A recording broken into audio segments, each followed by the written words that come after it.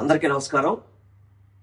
భవానీ దీక్షలు ప్రారంభం రోజున ఏదైతే మన అమ్మవారి దేవాలయంలో అపచారం చేయడం చాలా బాధాకరం.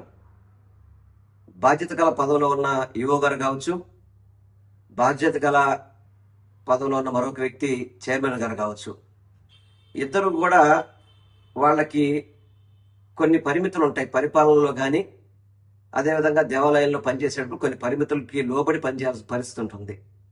అలా కాకుండా ప్రచార ఆర్భాటాలకి అన్ని సర్వం మేమే అన్న విధంగా ఏదైతే దుర్గగుడి దేవస్థానం చైర్మన్ అదేవిధంగా ఈవో గారు ఇద్దరు కూడా ఇరుముడులు పవిత్రంగా దాదాపు సుమారు 41 రోజులు కఠోర దీక్ష చేసి గిరి ప్రదర్శన చేసిన తర్వాత అమ్మవారిని దర్శనం చేసుకున్న తర్వాత ఇరుముడిని దేవాలయంలో ఉన్న అర్చకులు కానివ్వండి, లేకపోతే గురు భవానీలు కానివ్వండి, వాళ్ళకి ఈ ఇరుముడిని ఇచ్చి అందులో బియ్యము అవన్నీ సపరేట్ చేసుకొని అది దేవాలయానికి చెందే విధంగా తర్వాత అందులో కొబ్బరికాయలు తీసుకువెళ్ళి హోమంలో వేయడం అనేది ఆనవాయితీగా జరుగుతుంది.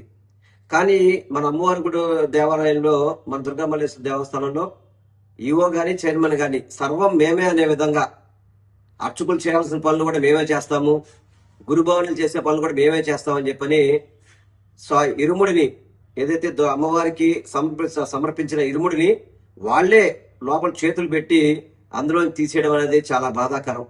పోనీ ఈవో దీక్షలో ఉన్నాడా? లేడు. చైర్మన్ దీక్షలో ఉన్నారా? లేరు. వీళ్ళకి నిజంగా భక్తి ఉంటే దీక్ష తీసుకోవచ్చు కదా. దీక్ష తీసుకోకుండా కేవలం ప్రచార ఆర్భాటాలకే మాకు హక్కులు ఉన్నాయి కదా, నేను ఈవోను కదా, నేను చైర్మన్ కదా, నేను గర్భగుడిలోకి వెళ్ళి పూజ చేస్తామంటే కుదిరే పరిస్థితి కాదు. ఇటువంటి అపచారాలు చేస్తుంటే హిందువులు ఎవరు కూడా చూసే ప్రసక్తి కాదు, చూసి ఊరుకునే ప్రసక్తి కూడా లేదు. తప్పకుండా ఆ ఈవో మీద, చైర్మన్ మీద ఈ కూటమి ప్రభుత్వం చర్యలు తీసుకోవాలా. చర్యలు తీసుకోకపోతే ఇందులో మీకు కూడా భాగస్వామ్యం ఉందని చెప్పని అందరూ అనుకునే పరిస్థితి.